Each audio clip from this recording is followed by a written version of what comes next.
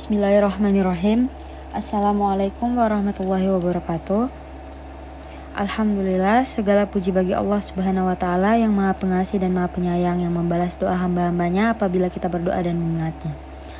Pertama-tama saya ucapkan terima kasih kepada Ibu dosen pengampu mata kuliah Quran dan Hadis, yaitu Ibu Arsyada Rahma LCMH, yang telah memberi kesempatan untuk kelompok kami melaksanakan presentasi ini. Pertama-tama saya akan memperkenalkan anggota kelompok saya. Yang pertama ada Fitri Fauzia dengan NIM 23.3618,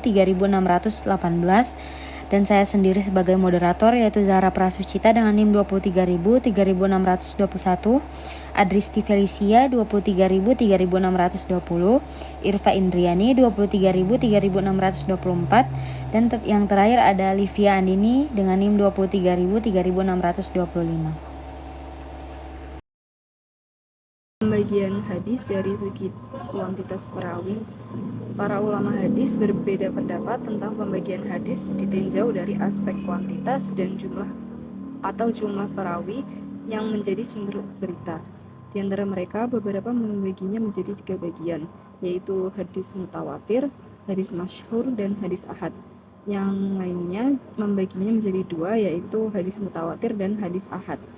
Ulama golongan pertama yang diikuti oleh sebagian besar ulama ushul dan ulama kalam menganggap hadis masyhur sebagai berdiri sendiri, tidak termasuk dalam hadis ahad. Abu Bakar Al-Jazhaj adalah salah satu ulama dari golongan ini. Mereka membagi hadis ke dalam 2 bagian.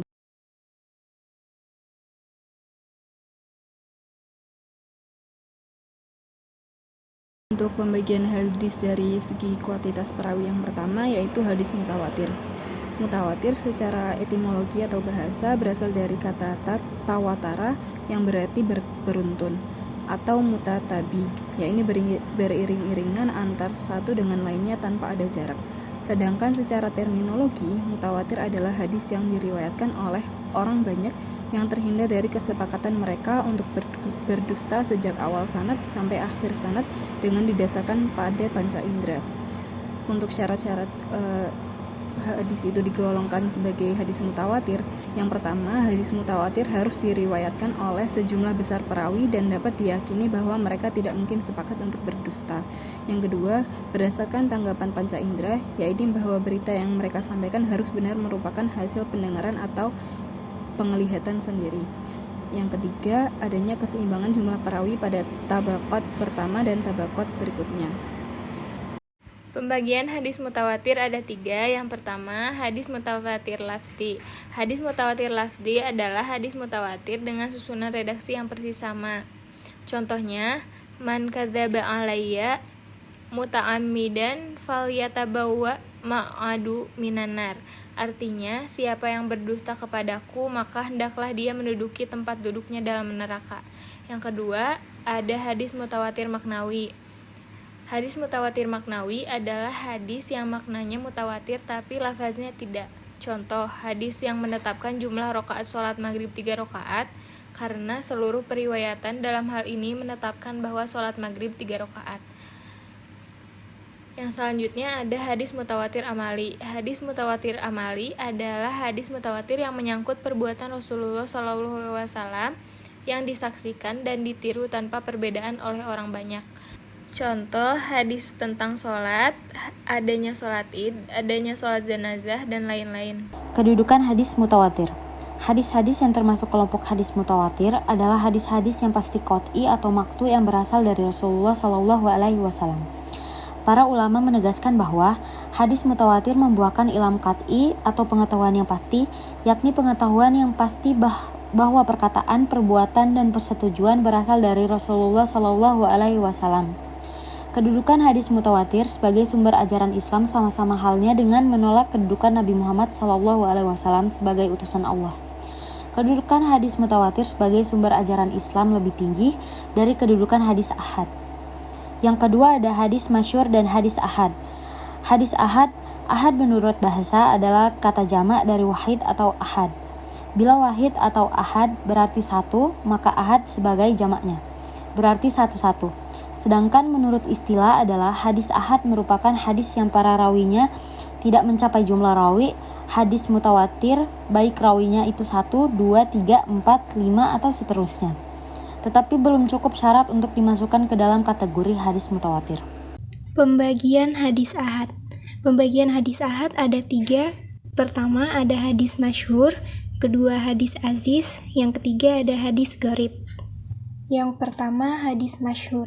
Menurut bahasa, masyhur berarti sesuatu yang sudah tersebar dan populer. Sedangkan menurut istilah ada beberapa definisi, antara lain ma rawahu minas sahabahi adadul la yablughu hadda tawatir ba'da sahabahi wa min ba'dihim. Hadis yang diriwayatkan dari sahabat tetapi bilangannya tidak sampai pada tingkatan mutawatir, kemudian baru mutawatir setelah sahabat dan orang yang setelah mereka.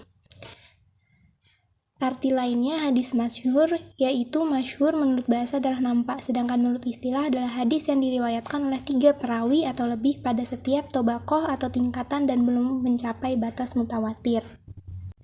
Hadis masyhur ada yang berstatus sahih, hasan, dan doif. Hadis masyhur yang berstatus sahih adalah yang memenuhi syarat-syarat hadis sahih baik sanad maupun matannya, seperti hadis Ibnu Umar, "Idza ja'akumul jum'ahu falyaghsil."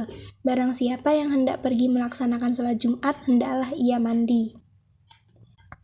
Sedangkan hadis masyhur yang berstatus hasan adalah hadis yang memenuhi ketentuan-ketentuan hadis hasan baik mengenai sanad maupun matannya, seperti hadis Nabi yang berbunyi la dororo wala diroro, tidak memberikan bahaya atau membalas dengan bahaya yang setimpal. Adapun hadis masyhur yang dhaif adalah hadis yang tidak memenuhi syarat-syarat hadis sahih dan hasan baik pada sanad maupun pada matannya, seperti tolabul ilmi faridatun ala kulli muslimin wa muslimah. Menuntut ilmu wajib bagi setiap muslim laki-laki dan perempuan. Hadis masyhur dapat digolongkan ke dalam: pertama, masyhur di kalangan ahli hadis, seperti hadis yang menerangkan bahwa Rasulullah SAW membaca doa kunut sesudah ruku selama 1 bulan penuh, berdoa atas golongan Ri'il dan Zakwan. Hadis riwayat Bukhari, Muslim, dan lain-lain. 2. Masyhur di kalangan ulama ahli hadis, ulama-ulama dalam bidang keilmuan lain, dan juga di kalangan orang awam. 3. Masyhur di kalangan ahli fikih. 4. Masyhur di kalangan ahli usul fikih. 5. Masyhur di kalangan ahli sufi. 6. Masyhur di kalangan ulama Arab. Hadis aziz, yaitu aziz artinya yang sedikit, yang gagah, atau yang kuat. Sedangkan menurut istilah ilmu hadis adalah hadis yang perawinya tidak kurang dari 2 orang dalam semua tabaqat sanad. Contoh, Rasulullah SAW bersabda, "Kita adalah orang-orang yang paling terakhir di dunia dan yang paling terdahulu hari kiamat." Hadis riwayat Uzaifah dan Abu Hurairah. Hadis gharib, yaitu gharib secara bahasa berarti yang jauh dari kerabatnya. Sedangkan hadis gharib secara istilah adalah hadis yang diriwayatkan oleh seseorang perawi yang menyendiri dalam meriwayatkan tanpa ada orang lain yang meriwayatkan. Contoh, dari Umar bin Khattab berkata, "Aku mendengar Rasulullah SAW bersabda, amal itu hanya dinilai menurut niat, dan setiap orang hanya memperoleh apa yang diniatkannya." Kedudukan hadis ahad. Hadis mutawatir dapat dipastikan sepenuhnya berasal dari Rasulullah SAW, maka tidak demikian dengan hadis ahad. Hadis ahad tidak pasti berasal dari Rasulullah SAW, tetapi diduga berasal dari beliau, yaitu Zani dan Mazhun. Dengan ungkapan lain dapat dikatakan bahwa hadis ahad mungkin benar berasal dari Rasulullah SAW dan mungkin pula tidak benar berasal dari beliau. Maka kedudukan hadis ahad sebagai sumber ajaran Islam berada di bawah kedudukan hadis mutawatir. Berarti bila suatu hadis termasuk kelompok hadis ahad, jika bertentangan isinya dengan hadis mutawatir, maka hadis tersebut harus ditolak. Dari Abdullah bin Amr bin Al-Ash radhiyallahu anhuma, ia berkata bahwa Rasulullah SAW bersabda, "Ad-dunya mata'un wa khairu mata'id dunya al-mar'atus salihah." Sesungguhnya dunia itu adalah perhiasan dan sebaik-baik perhiasan dunia adalah wanita salehah. Hadis riwayat Muslim nomor 1467.